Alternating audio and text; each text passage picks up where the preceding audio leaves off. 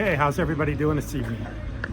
My name's Kent, actually Crypto Kent, and I'm still going to talk about EOS, so we'll just call it EOS San Diego. But what I'd like to do is I'd like to have more of a nightly vlog talking about cryptocurrencies in general and the news and the economy, and talk about EOS, but mainly just when there's news, not only good news but news about EOS, I'll cover here in this channel. Continue to cover that. I just want to make sure that I talk about other things, so I kind of broaden the horizons of what it is I talk about, because a lot of people don't want to talk about EOS exclusively. So let's talk about things in general. Hopefully it'll turn out well, but just try to do it nightly and see what happens. So that is if I can do it tomorrow night. Tonight's Saturday night. There's quite a bit going on here tonight. There's a lot of people here tonight, so not a lot of people on the streets, but sometimes there's music playing, so I got to find other places to go some nights because they have bands and stuff. So, but I want to talk about the central bank digital currency that I talked about the other night. And what I did the other night when I talked about it, I just kind of said that I know it's coming because they've defined it. I mean, we've gone from a few years ago not even being able to run crypto ads on YouTube and Facebook to now the chairman of the Federal Reserve is talking about what they're looking for in a digital currency. And he gave 4 things that they're looking for in a digital currency. So it's gone from, hey, we can't even run ads, it's banned, to now the central bank is talking about it and how they may do it if they're going to do it, which I think is almost a guarantee that they're going to do it. Which, like my friend Mel said, isn't necessarily a good thing, because it puts more control in their hands and less freedom in our hands. Because if there's a digital currency that's on the blockchain where every transaction is trackable and traceable, it's going to be a lot harder to buy things or do things that the government doesn't want you to do, or control you, or control your behavior. And of course, it's the same thing as everybody always talks about with technology. I mean, it can be used for good or evil, depending what you do. But the fact that it is going to be used was what I was trying to stress in that video. Not that if it's going to be good or bad. I think it's going to be both good and bad. The good part will be that I think it's going to help all cryptocurrencies. I mean, there's so many people right now that don't understand cryptocurrencies.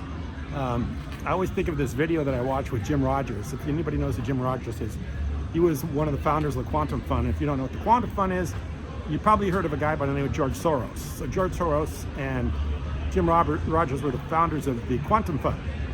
And he talks about being in China one time, wanting to buy some ice cream, and the person behind the ice cream counter could not take his money, did not take his wallet, his cash money, would only take money that was digital, and he didn't know how to give her digital money. So he was stumped. He had no way of giving this young lady money for her ice cream. So he was frustrated. She couldn't take anything else, so she ended up just giving him the ice cream, because he had no way of understanding digital currency or how to do a digital transaction. So if everybody's given a digital wallet, which I think we will all be given digital wallets in the very near future, people get comfortable with that, that's going to be like a on-ramp, or it's going to be streamlining cryptocurrencies, including Bitcoin, including Ethereum, including EOS. People will get more comfortable with it because they'll get used to using digital currencies. Now we're all used to using digital currencies in a way that most of us are using MasterCard and Visa or some sort of debit card.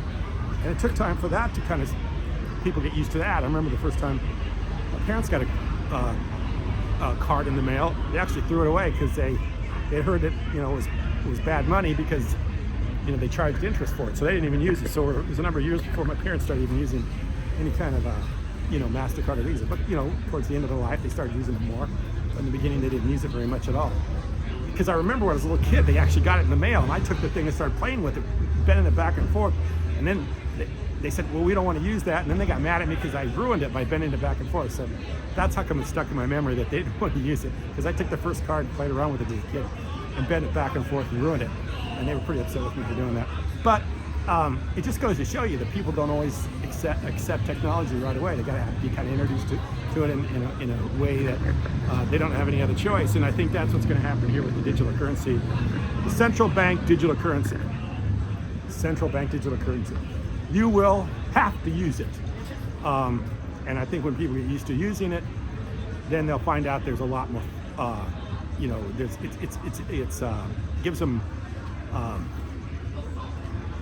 More. It's going to be something that's going to be a time saver.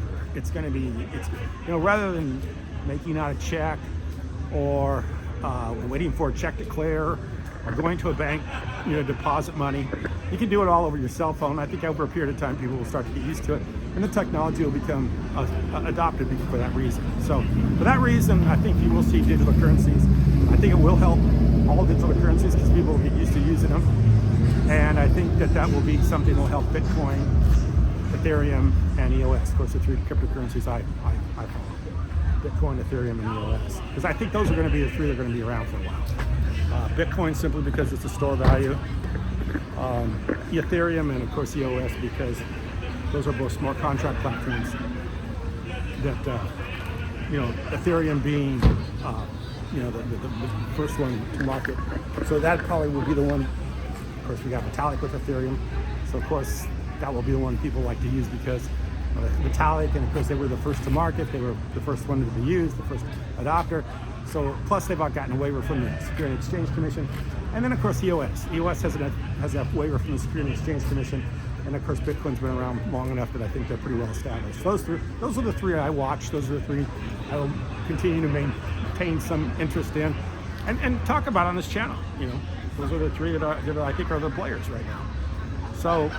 Yeah, there will be a central bank digital currency. It will probably not be the best thing for us as far as privacy is concerned, but it will be something that makes our lives a little bit easier. And for that reason, I think people will adopt it, and it will be used a lot. So it's coming, and we'll talk about maybe a little bit more about it in the future. So before I make this video too long, I want to talk about our challenge application because we are starting something new with that. And what we have found out in the number of years that we've run Challenge is that there's a few things that the challenge application is very, very good at. And one of the things it's very good at is creating an enormous amount of content, in social media content. We have an army of people out there that are for, challenges, small amounts of challenges, cryptocurrency challenges, are willing to create an incredible amount of content daily. Every single day, they will create a mountain of content. So we're trying to think of a way to best utilize this resource that we have.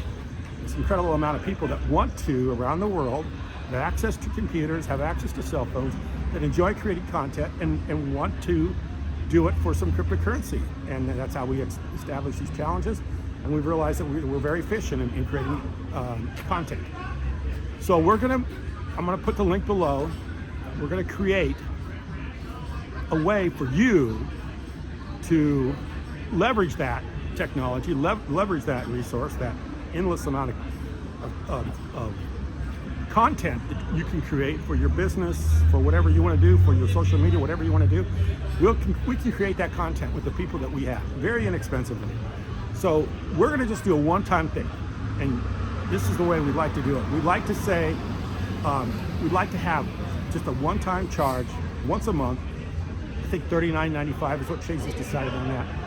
And then you give us $39.95, sign up for a month, no contract, no long-term thing, and we'll create all the content you want to create. Just give us the parameters of the content you want to create, and we'll digitally create all the content that you want for that one amount of money in a month. And we all know that content is king. The more content you can create, the more exposure you get. So if you're wanting to create content for your business, for your social media accounts, for anything like that, we can do it for you very inexpensively, very efficiently. We've been doing this for like 3 or 4 years now.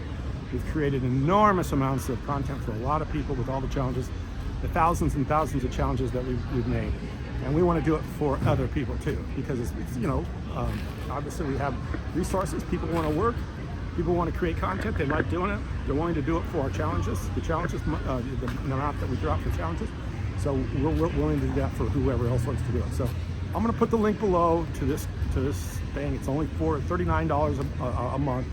We'll create unlimited content for you, and hopefully, you know, within a month or so, you'll see the tremendous value in that. Because I've seen some pretty amazing things with Challenge. I mean, I've even, you know, promoted videos and stuff like that. And if I create a video and promote on Challenge, I always get maybe 100, 200 more views to these videos than if I do it without the challenge. So anyway, we'll do that for you if you want to do that. And of course, I'll put the link if you want to set that up, and we can get it going for you. So the link will be below. Check it out. And hey, we'll just talk about tomorrow night, whatever I find interesting. I appreciate you watching. Thank you.